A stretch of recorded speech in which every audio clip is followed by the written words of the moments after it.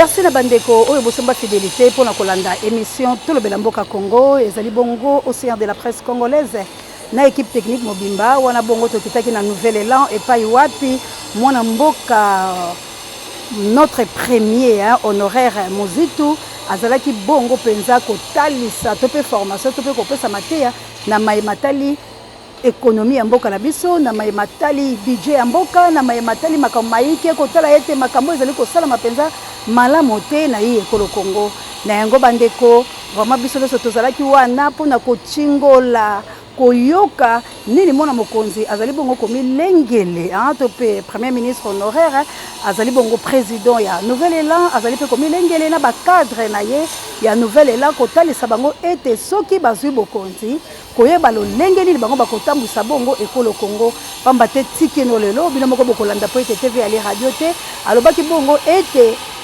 premier ministre moko te oyo aye na sima na ye to na esika oyo azalaki mosusu te aleki na ndenge ya esalelo bandeko balandi confinement yango bomoni kaka boye moyen ya kolongola ezali te po ete tozali bobele kaka kozala ba mesure barrière kasi mpona azala pena molai te tolanda ndenge nini elekaki bana nouvelle lambote bana lamuka mbote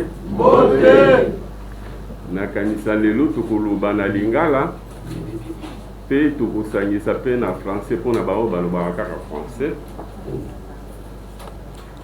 tokutani lisusu lelo na kasa oyo mbala misatu mpona séminaire na biso. C'est en fait la troisième fois qu'on est là.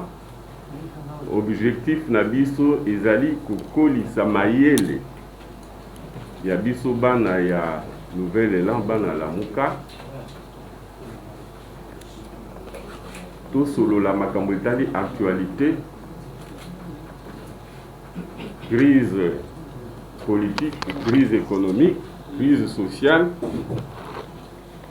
na ndenge te à partir ya yango soki tokei mwa moke na nsima na histoire tozongi na actualité na domaine wana misato kokoka bongo en tant que nouvel élan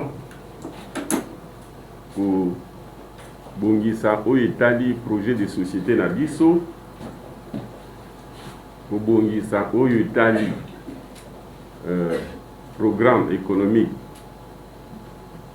et social na biso disons politique, économique et social na biso. Tokoka kotala bao baza kosala malamu to mabe pour to renforcer côté grâce na ba photo bango ba reconnaître mayele ya rapé na ndenge otala moninga zo sala. Soka ko sala malamu oyibi yango.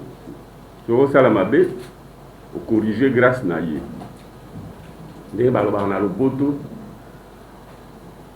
on apprend à se trompant. Baningo bazar otala ya le joueur ya football ceux qui yaza na banc de touche azomo na baninga ne ba osala na malamu na mabe. Tango yeba kokotisa ye akomona déjà ba faute ya baninga na ba point fort na bango ya adversaire pe à partir na yango a corriger pe tant soit tié but. Et puis, d'un côté, il y a idéologie na biso. Tous allés na idéologie, mais le quoi parti na biso à sika. Jeune parti. Donc le cas adapter idéologie na biso na réalité en mboka na biso. Mabe oyo baza ko sala. Ba oyo ba mitie na bokonzi na makasi. Et otinda pe biso lisusu. To mema etumba mibale oyo ya litu tobengi résistance. Et ninkoloba. Bon, ceux qui tous eu exemple ya ba père fondateur oyo ba wela kili panda na 1960 bazala ki ba résistant. Parce que mingi baza komi tuna résistance yango eza nini. Opposition eza nini. Et puis baza komi tuna mais ndenge nini biso tolobi toza ba résistant to sala susu makambo ezali ebongaki opposition to sala yango. Na opesa exemple UDPS na palu tant baza kobundisa régime ya Mobutu na ya Kabila père bazalaki ba opposant te, bazalaki kosala opposition te, bazalaki na résistance, baza ko résister linkoloba bazoloba bokonzi oyo eza solo te euti na peuple te, il faut elongwa to remplacer yango d'abord na bokonzi oyo ko uta peuple linkoloba peuple azala souverain na kati wana soki pe tangu tokolongola bango peuple andimi kotia biso tokozala sikawa ba oyo ba uti pa peuple akozala mokonzi yende akozala moto atie biso. Alors lutte wana bazali kosala lokola o basala yu contre Mundele babi Mundele oza dictateur yo uti mboka mopaya oyo kokamba biso bakolo mboka ebonga itu mikamba biso moko bazalaki pe na résistance tangu bazali kosenga peuple asala pression basala ba manifestation Mundele akende ezalaki malamu me babosanaki que dans l'entretemps pe bami bongisa côté projet de société côté programme et puis ba yebisa peuple soki Mundele akei bango bako salisa bako sala mboka ndenge nini bako gérer ndenge nini bako tonga démocratie ndenge nini. Donc na lutte tout ça osala il faut to corriger ba koko na biso bazali kobunda ka Mundele akende tant Mundele akei bango ba yekolaki nani président démocratie na ndenge ya kocha yango te eza solo ke mingi kati na bango balongola bango ezala bao batikalaki bakambaki bokonzi bazalaki na bango tango ba lutter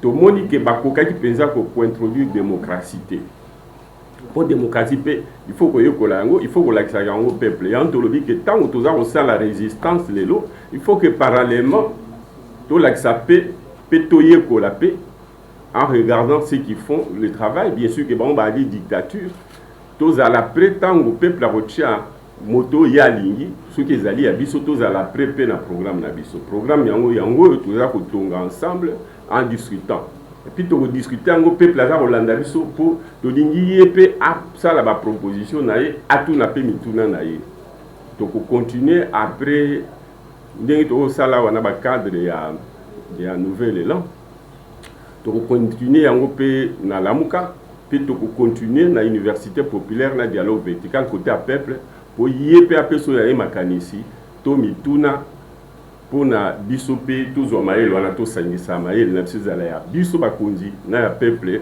na esangana yango donc objectif na biso yango. Alors na mokolo eleki samedi wana eleki to lobaki que union sacrée na mokonzi nango Tshisekedi balobi que bango nde bakobongisa mboka grâce na majorité ya sika biso tolobaki boye ata basali majorité ya sika mais loko eza majorité ekouta kaka na esika mbebe ezali c'est-à-dire na parlement oyo ezali ya badéputé fabriqué bakotikala koyokana te bakotika pe osala mosala malamu te. Pourquoi? Parce que ba député au balongwe FCC bali ba député au peuple a voté bango na ba couleur entre guillemets, ils sont supposés avoir une idéologie à eux. Na tango bani longoli ba koti union sacrée ba bimi le quoi ba mercenaire na ba juriste ba lobara azalaka na obligation ya résultat te mercenaire musana na ye obengi o futi mbongo alongisa yo te na itumba wana ezali kam na ite essentiel ki akende itumba. Alors biso tolobi que union sacrée kozala malamu te politiquement to bakisi lisusu attaque ekokai kozala malamu bakolonga te na likambo oyo ya kozongisa peuple ya kotia peuple na bolamu o babengi na français bien-être social bakokoka yango te tolobi pona nini tolobi ya liboso parce que baza légitimité ezate yami balé comme conséquence capacité ezalité yami ça toujours comme conséquence volonté ezalité. Alors bakokoka eloko moko te et puis to prouver yango avec chiffre nde na lakisaki bino budget 2021 na kokaki kokende ti 2022 2023 pour na budget o ba uti ko voter na mbulo eleki oyo Tshisekedi a uti ko promulguer budget wana eza ko lakisa ke et vous allez PK quand ndenge moko na budget 2020 ou utayi koleka na budget 2019 et li koloba vous avez budget mouké 3 milliards et demi. Ils allaient budget ndenge ongana tikaki en tant que premier ministre en 2012. C'est-à-dire la clôture qui en est en 2011 avec 3 milliards et demi. Tango wana va fonctionner baki 1 million. Na pesi chiffre rond. Awa boye les mêmes budgets ils ont supporté 1,5 million de fonctionnaires. 1,5 million de fonctionnaires. Et l'Inkoloba, 70% ya budget wana, 70% ya 3 milliards et demi, ils allaient 2 milliards et demi. C'est vrai que masse salariale est mati. Et l'on 1 milliard point 2 ongana la tika qui se trouve commune à 2 milliards 5. Mais ba mati si batu et belé. Ba longwe 1 million ba commune à 500 000. Yami balé ba mati si salaire ya batu ya likolo. C'est-à-dire ba konzi ya likolo ba salaire na bangwe mati. De telle sorte que na tango na ngai tozalaki na 3 milliards et demi budget ezalaki ya salaire ezalaki 2 milliards plutôt 1 milliard 2. Et les koloba tozalaki autour ya 40% ya budget et tikalaki so sur 3 milliards et demi et ça le quoi kotika na biso 2 milliards na ndam. Ah boye budget ezali kaka et matin à 2 milliards 5 plutôt masse salariale et matin à 2 milliards 5. Budget ezali na 3 milliards 5 et l'inkoloba que 70% il y a budget à l'État les a kokende na salaire 70% et l'inkoloba que le roi pourcentage il y a budget plutôt il y a masse salariale et mati des salaires ya moto na moto et mati tel tout simplement parce que premièrement ba mati si plutôt batwa likolo. Deuxièmement, bah yesi batu belé au lieu de 1 million, batu bakomi 1 500 000. Na kati kuna pe ba fiti baza ebele. To lobi lisusu boy. Na budget on a loko les ali 3 milliards et demi. Loko la onga na tikaki. Loko la oyo tsike diazui na 2000 plutôt na 2019, na oyo pe ya 2020. To monite ndenge nini budget ngo ezali kaka ya muke. Ba investissement pe ezali kaka muke ya ressources extérieures akoka 1 ko sala misala asala ba investissement asala banzela asala ba usine ya courant a créé par conséquent misala na ndenge ki passe nzoto na biso tambola ndenge ni par rapport ya baninga o ba maladie te bangolais PIB na bango ils allaient 120 milliards, biso 52 milliards. Tout yo kanisika wana malaw. Parce que na lingi to mesurer niveau ya pauvreté na biso.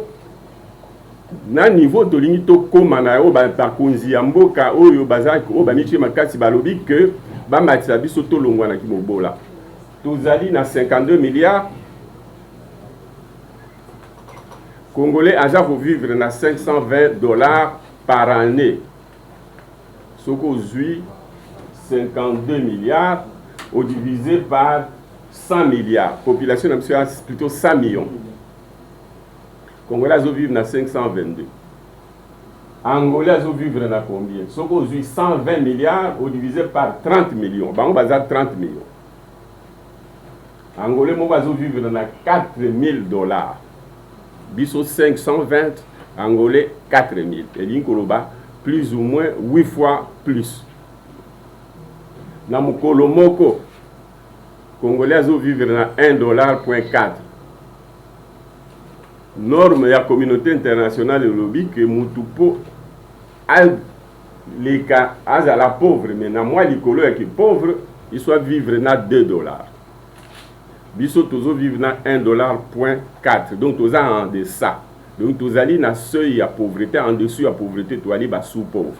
na insistaka na eloko wana sikoyo napesi chiffre wana boyeba ke angolais azovivre na 10 dollars 10 dollars. Alors elingi koloba ke tant que tozala na 1.4 tozalaka bas-sous-pauvre tozala na molongo ya bapauvreté mais bas-sous-pauvre babenga bas-sous-prolétaire. Alors ndenge nini Tshisekedi akomatisa biso na 2,5 3 dollars elingi koloba ke soki totikali kaka 100 millions de Congolais, ce qui ne sera pas le cas, il faut que PIB na biso elongwa 52 milliards et comme 100 milliards. To poussa na muke na ba angolais. Bango bali 120 milliards. Biso so to komi ata 100 milliards, to kozala babola mais babola ya mwa likolo, c'est-à-dire to longwa Congolais a revivre plus ou moins na 1000 dollars. Ndenge Rwanda azalelo. Et l'incoloba par jour, Congolais a comme 2 dollars et demi ou 3 dollars. Wana longwe mulongo ya ba sous-pauvre a komi pauvre. Alors tu sais que dialobi na biso ke ye na 2021 a kolongola biso na kibobola a ko créer misala to kozwa bien-être matériel. Nous avons déjà les siko tozali ya ko doubler te. Ce qui a doublé PIB, taux de croissance, pour une année ou pour 2 années, il faut aller à 100%. Donc, doublement égale 100% d'augmentation. Zokande, le budget 2021, a tiré le cadrage macroéconomique, a tiré PIB à 100 milliards, a tiré PIB à 52 milliards en 2021. Et il y a toujours 1,40. Alors, Yami Balé. Budget na biso parce que bon mengo ya moto et utaka na production ya mboka mobimba production wana nde l'état pe alongola mo ndambu pour asala ba investissement. Alors na séminaire ya lelo tokolobela biteni mibale iteni ya budget oyo eza kolongola pasi oyo ezali kozwa ba ressources pour na kosala investissement pe kofuta ba salaire malamu ko lutter contre problème ya sécurité na problème ya défense. Il faut donc que le budget pèse à la malam. Nous avons quand il y a un budget de Naouti Goloba, ils allaient 3 milliards et demi sur un PIB de 52 milliards. Et il y a une pression fiscale na biso.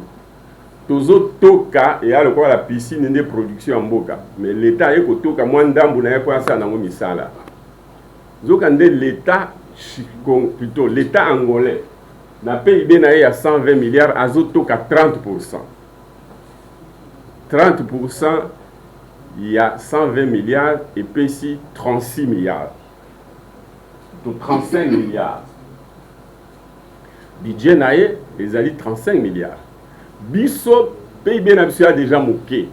52 milliards, mais autozoto à 6,5%. J'arrondis à 7%. Et lui, par rapport à Bango, non seulement basé le budget est belé, plutôt PIB à monnaie, plus du double, mais aussi l'État na Bango a ma casse pour na kotoka. Moi, na richesse souvent pour ça na misala, azotoka 30%, surtout toka 6%. Déjà na PIB na biso isa ya moké. Yango zo mona que biso tozo comme na 3,5% sur une pression fiscale de 6,7%. Angolais, baza kotoka sur 120 milliards, bazo toka 30% et puis 35 milliards. Alors, il y a que manque à gagner za monnaie ou manque à percevoir un monnaie. So il toka à 30%. Donc la bango, pour l'inga la plus ou moins à 15 milliards. Boyoka ki namboule leki Tshisekedi ya sali saki budget ya 10 milliards. À mon avis, qui a atteindre à peu près 15% de pression fiscale. Nous avons lié avant, comme président, la campagne qui a une pression fiscale dans la PMB en Angola, à 25%.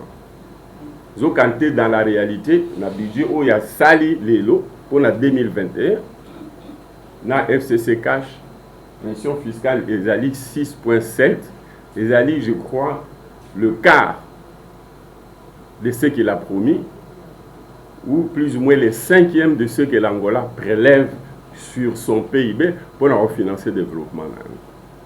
Alors, au lieu de 15 milliards, où il faut permettre 5 milliards de foutre à salaire, 5 milliards de soutenir l'armée, sécurité, diplomatie, fonctionnement territorial, rétrocession aux provinces, et 5 milliards pour l'investissement, il y a Banzela, route d'intérêt national, route d'intérêt provincial, électricité, surtout chaque année 5 milliards pendant 50 euros à la 25 milliards pour tout 6 000. Ça, là, on est singénique, mboka ekoka kokende liboso, production paysanne, parce que échange au sein, il y a chaque province, paye entre les provinces grâce à la route, à la chemin de fer. Donc, tous allez, le problème, mi balé, il faut ça que tu sais qu'il y a coca. Pour atteindre bien-être matériel, premièrement, héritage. Honnêtement parlant, héritage yamboka ezali mabe na ndenge ya PIB de départ. Omoni ceux qui ozali gestionnaire. Avant au banda gestion au babengi bilan d'ouverture. Au coutini production ezalaki boni na mbulo yeleki avant yokoma. Bénéfice ezalaki commun avant yokoma. Et puis olingo kendewapi à partir de sigaoyo kuti à partir de l'héritage. Yé akuti économie ezali faible, ezali disons déstructuré. Olia lobango, moya loba ezate pona aboyaki koyoki samuninga na esoni. Oyo bayokanaki na na deal. Premier problème eza héritage parce que tout sali retard mingi mambule belé. Na kolembate ko insister parce que soki nami lobeliti muto lobelanga azati. Binemi bayoka kazu esika wana. De baluka epinza ba bomanga ba botola nga bilan nga. Ngai tango na ye na kuti 850 millions de dollars, donc moins d'1 milliard. Il y a budget ya mboka na biso na 2006. L'année suivante na doublé. Tant on a eu kolongwa na tiki 3 milliards 5. Yango nde ezali ti lelo. Zokande production ya mboka yaki beli. Tant on a ngai je camine aiki ko toloba secteur minier nyos ba minerai en principalement cuivre production ezalaki 400-500 000 tonnes. Tant on a accueilli l'investissement, il y a mine tout ça qui est bandit comme matin des productions comme 1 milliard, plutôt 1 million de tonnes par an. Il fallait production et mboka global et matin. Il fallait payer budget à l'État et matin. Ça allait par réserve de change et matin. Pour nga na kutaki, par réserve de change est négatif. Naye kotika 1 milliard 700 millions de dollars. Baoye baye kolandanga alors que production en mine et mataki, curieusement, meli la moitié de la réserve de change onatique. Il fallait bailler ça en sous et belé. Stabiliser mon côté. Mati salaire ya batute nzo kande salaire kutu bakiti siango avec de inflation et érosion monétaire. Na kolobaka kaka parce que mingi batu na memuzi to ngwa tchaka muno ko belé boya sala kini. Na sala ki belé oyo congolais premier ministre asala vanga azate oyo asala aprenga ezate. Parce que ceux qui n'attendent ngai tozaki na gestion opaque et koloba gestion ya ko bombana batu baye bate ko gérer na cause. Batu a FMI balinga ite pendant 6 revues. 6 revues li koloba baye 6 fois pour nous contrôler nga. Badio chakaka OK, muzito OK, muzito OK. Toza ko rembourser dette, toza ko stabiliser monnaie, toza ko matisa salaire. Est-ce que boyebi que FMI kala barolo ba ceux qui FMI azali faut beaucoup de salaire. Faut beau réduire le budget à fonctionnement. Mais ngai na FMI nazali ko matisa salaire. Pourquoi? Parce que la recette est quota et puis ils ont quota dans la transparence. Dépenses pétrolières ça la discipline. Ba makambo ya ba dossier ba 100 millions, ba 80 millions toujours kasiko na tango na ngai soki ezalaka. FMI alingai kondimela ngate eza bongo te bongo balingai kondima te ke ba nongola biso nyongo ba permettre biso to kota susu nyongo ya 9 milliards et pas ba chinois ikamba nyongwani et pierre ngakanga to lobelango le moment venu na kamwane foye bana parce que mingi to critiquer ba occidentaux mais ba chinois pe coopération na biso to ça l'évaluation to ba to bandi na bango to komi wapi est-ce que ba respecter ba engagement na bango ou pas est-ce que zali complot na bango na ba konzi na biso bien bango monde ba ko sa ba konzi na biso faut to lobelango donc natika 3 milliards 5 tilelo to 3 milliards 5 yo kande dépenses ya l'été za komata armée personnelle za komata police personnelle za komata pona ndenge ya problème de sécurité na biso na ndenge ya défense. Alors, ce qui se passe, comme je viens de le dire, que Bidjango est commis tellement mal ématité, mais personnel ématité, on a salaire sans qu'il y ait un individu ématant, enveloppe salariale ématée.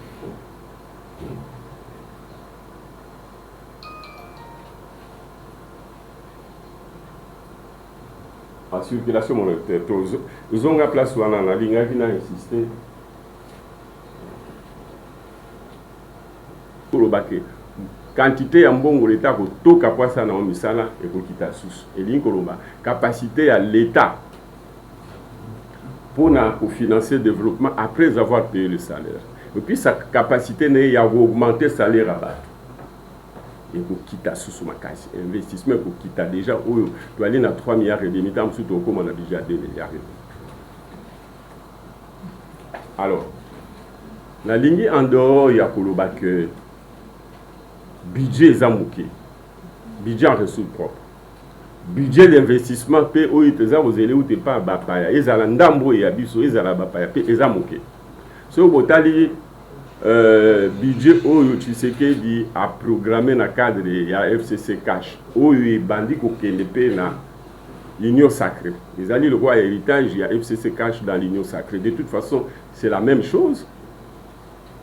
Budget wana bâti 1 milliard 900 millions de dollars budget d'investissement. Les alliés mouké pe nandimité que ekokota linkolobaki ya ba promesse ya communauté internationale mais ba okota sangote. Non seulement za mouké mais yango pe mouké on ekokota te linkoloba ba investissement au salemate qui dit investissement au salemate linkoloba croissance aux alaté création d'emploi aux alaté. Donc je me résume en disant, premier volet, qui peut indiquer sur le développement qu'ils ont, ils ont budget à l'État.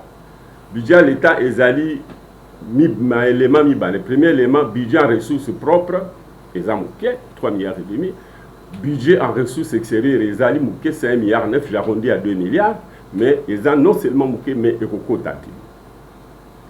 Troisième élément, ils ont le développement en Mboka, ils ont un nouvel élan. Tout le bac de développement aux alatés, élément on a ezali crédit na économie. L'État a fonctionné avec un budget naïe, où il va dire mi balé musu soit au Congo lambongo na mboka naïe, musu soit cotignon. Tout le belali kamwanyon wango. Deuxième et loko et développement mboka ezali crédit na économie pour na ba investissement privé. Ya ba homme d'affaires na ba individu moko na moko.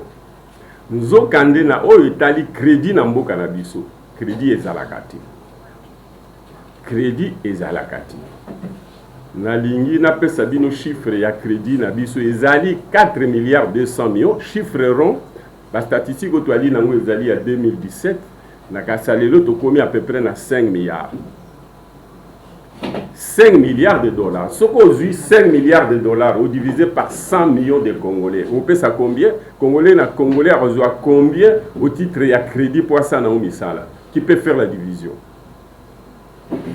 5 milliards divisé par 100 millions de Congolais.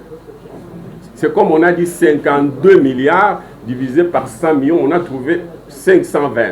Mais sauf aux US qui a plus ou même montant, 5 milliards divisé par 100 millions, c'est-à-dire Congolais na Congolais, il a droit à 50 dollars comme crédit par année. Comment ici Oyo crédit ezalaka te parce que pe batu ba épargnaka te ezala ba congolais ezala ba entreprise mais principalement ba entreprise eza ko participer na production monene ezali ba minier mbongo baza ko sala o toza ko comptabiliser na PIB na biso ezotikala na mboka te pour les gros eza okenda à l'étranger, donc ça ne fait pas partie de l'économie nationale.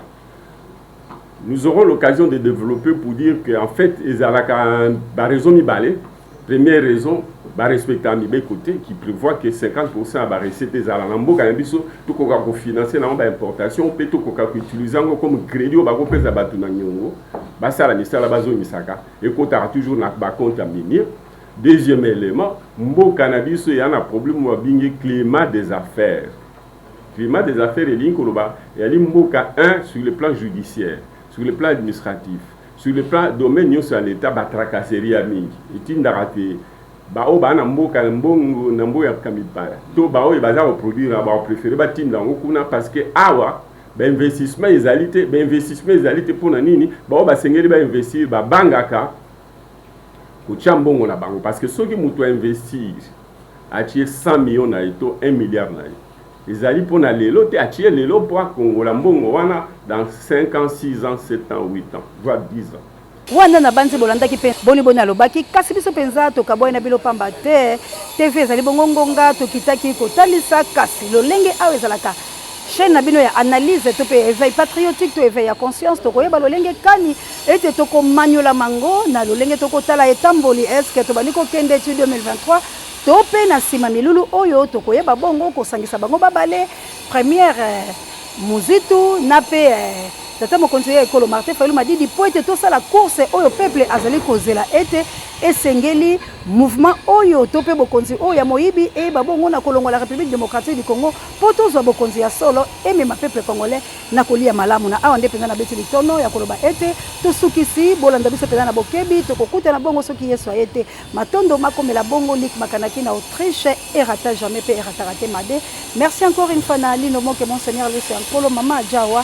Assalamu alaikum na ba musulmans nga Anita Babay Fokuyo Moto et merci l'équipe technique wana moni bongo notre réalisateur adorateur Judeka Asimbi Caméra azali ko réaliser puis notre coordonnateur Dacosta Mondele El Campo Dieu ne m'a jamais et merci encore une fois la Pape Joy directeur recherche stratégique et merci na Junolo soit notre ami de tous les temps vraiment là où tu es bon rétablissement que Dieu vous bénisse et pourquoi pas sango mokonzi pareil bemiso babiso pe matondo mingi makomela oyanga mona mama tatana osango pamba te na yende na yebaki makambo soki ezalaki la bamisusu mais pas mingi koleka. Merci encore une fois la Naomi la Colombe l'assistance na ye toko bunda kaka poto siko la Congo kasi na makambo mabe tendeko.